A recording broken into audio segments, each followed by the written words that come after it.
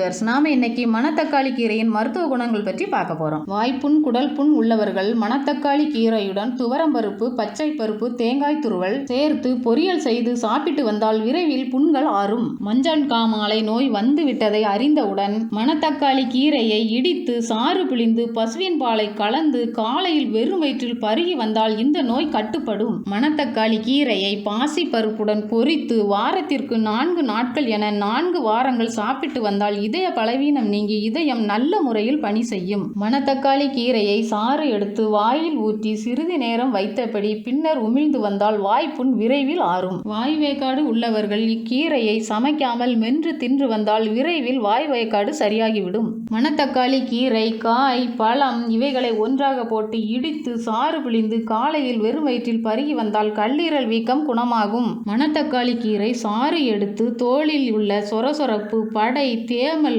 உள்ள இடங்களில் பூசி வந்தால் தோல் பிரச்சனைகள் சரியாகிவிடும். கோடை காலங்களில் மணத்தக்காளி கீரையில் மோர் குழம்பு செய்து சாப்பிட்டால் உடல் குளிர்ச்சியாக இருக்கும். வெறிநாய் கடித்தவர்கள் மணத்தக்காளி கீரையை இடித்து சாறு பிழிந்து இதனை காலை மாலை 2 அவுன்ஸ் வெறும் வயிற்றில் குடிக்க வேண்டும். இதை 3 நாட்கள் தொடர்ந்து செய்ய வேண்டும். பிறகு அதன் இலையை நாய் கடித்த இடத்தில் வைத்து கட்ட வேண்டும். 6 நாட்களுக்கு குளிக்க கூடாது. இந்த 6 நாட்கள் உப்பு, புளி, நல்லெண்ணெய், கடுகு சாப்பிடக்கூடாது.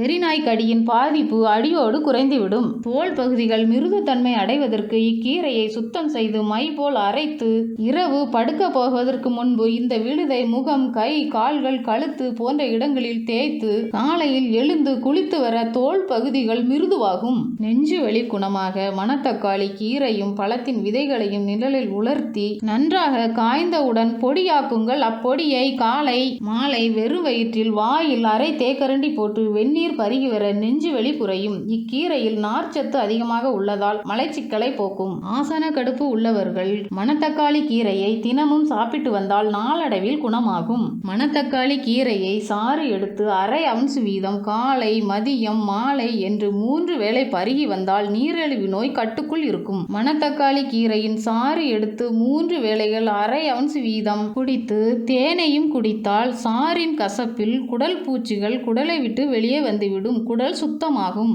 பித்தம் அதிகமாகி நெஞ்செரிச்சல் வர்றவங்களுக்கு மணத்தக்காளி கீரையை சாரெடுத்து காலை மாலை 2 வேளையும் அரை அவுன்ஸ் வீதம் பருகி வந்தாலே நெஞ்செரிச்சல் சரியாயிரும். மணத்தக்காளி கீரையை சாப்பிடுறதுனால இதயம் வலுவாகும், கண் பார்வை தெளிவடையும், ஆண்மை சக்தி பெருகும், நோய் எதிர்ப்பு சக்தியை கொடுக்கும், முதுமையிலும் இளமையுடன் இருக்க உதவும், புற்றுநோயை தடுக்கும், உடலுக்கு வலிமையை தரும், வாய்ப்புண், தொண்டைப்புண், குடல் புண் குணமாக்கும், நல்ல உறக்கத்தை தரும், தோலில் உண்டாகும் வீக்கம், கட்டிகளை குணமாக்கும், நெஞ்செரிச்சலை தீர்க்கும், கல்லீரலில் ஏற்படும் வீக்கத்தை தணிக்கும், வயிற்றுப்போக்கை நிறுத்தும், மலச்சிக்கலினால் ஏற்படும் தலைவலியை போக்கும், மூலத்தை ஆற்றும், தேமலை போக்கும், ஈரலில் ஏற்படும் நோயை சரி செய்யும், மதுவை மறக்க உதவும், சிறுநீர் கடுப்பை போக்கும், காச நோயை போக்கும், உடல் வலியை போக்கும், நெஞ்சு வலியை குணமாக்கும், காது வலியை சரி செய்யும். மணத்தக்காளி கீரையில் உயிர் சத்துக்களும் புரதச்சத்துக்களும் இரும்பு சத்துக்களும் அடங்கியுள்ளன. வைட்டமின் சி மிக அதிக அளவில் உள்ளது. ஆகவே இக்கீரையை குழம்பு வைக்கலாம், பொரியல் செய்யலாம், கடைந்து சாப்பிடலாம், சூப்பு வைக்கலாம். எந்த விதத்தில் உண்டாலும் உடலுக்கு